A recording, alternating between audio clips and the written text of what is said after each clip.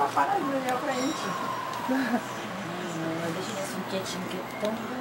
Não faz ideia. Não faz ideia de quanto é bom. Fácil. Começar a beber assim. Começou. Tá escurinho, mas daquela porta aqui, eu sou um perfeito tipo. Não, deixa eu ir mais tarde pra descrição. Mais tarde que é a pior parte. Eu comecei você dando aqui, né? Acho que é um outro pro outro. Você estava onde, Vivi? Eu tô na barra depois. Ah, é? Situação e o Thiago filmando. Se eu comer, vai pro leite, aí ele toma, ele vai ficar com diarreia. Tudo que você comer, enquanto você estiver amamentando, vai pra ele. Que bom, vou emagrecer. Vou ver logo que eu tiro as coisas. Filma essa garota aqui, depois coloca na coisa. Já tá com sede? Já tá com gordinha, redonda, depois de quantos meses? 9?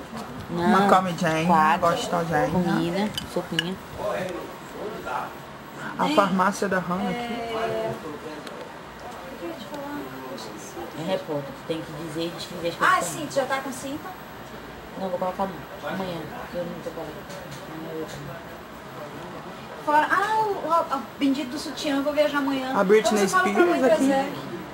Pô, mais Oi, Britney. a Britney veio visitar ele. Chique, meu filho, né? A minha mãe. Dever lá dos States. Dentro da... Não, Tô quietinho. Isso, quietinho. agora na hora dele acordar.